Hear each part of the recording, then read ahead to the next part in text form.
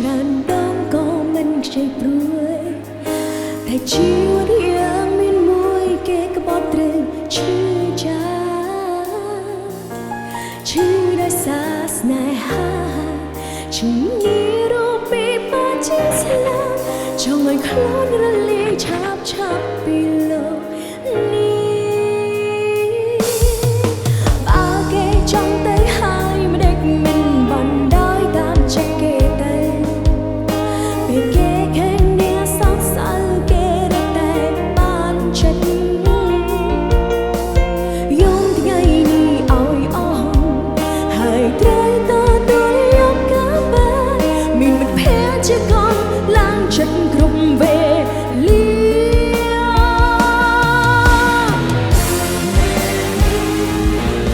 អារម្មណ៍ពេលសាយទឹកនេះត្រា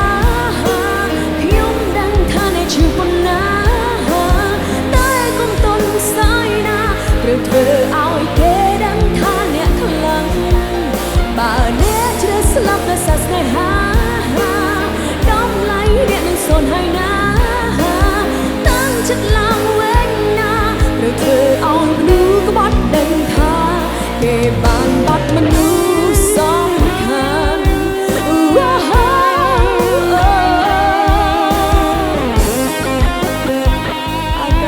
បាននេះដល់ខ្ញុំជឿដល់ជិះกันយើងទាំងអស់គ្នាមកដែរ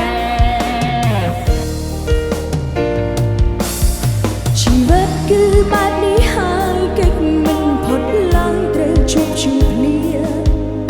ឈឺចាប់ថ្ងៃនេះទុកជាមេរៀននៃថ្ងៃមកត្រូវចេះស្រឡាញ់ខ្លួនឯងជួបឲ្យគេចូលក្នុងជីវិតទោះពេលនេះឈឺចាប់បន្តិចត្រូវតែត្រង់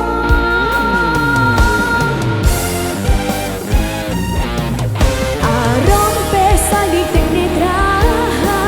ខ្ញុំដឹងថាអ្នកឈឺប៉ុណ្ណាតែកុំទន់ស្ដាយណាត្រូវធ្វើឲ្យគេដឹងថាអ្នកខ្លាំងបើអ្នកជ្រើសស្លាប់ដោយសារស្នេហាតម្លៃអ្នកនឹងសូន្យហើយណាតាំងចិត្តឡើងវិញណាត្រូវធ្វើឲ្យមនុស្សក្បត់ដឹងថាគេបានបាត់មនុស្សសំខាន់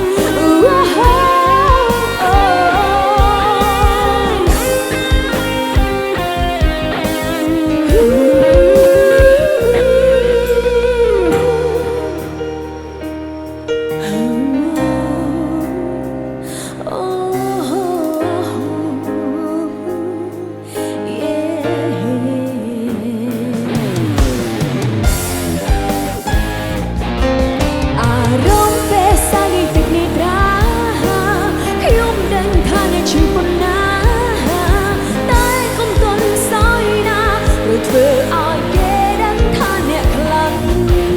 បើអ្នកជ្រើសស្លាប់ដោយសារស្នេហាតម្លៃអ្នកនឹងសូន្យហើយណាតាំងចិត្តឡើងវិញណាឬធ្វើឲ្យមនុស្សក្បត់ដឹងថាគេបានបាត់មនុស្សសំខាន់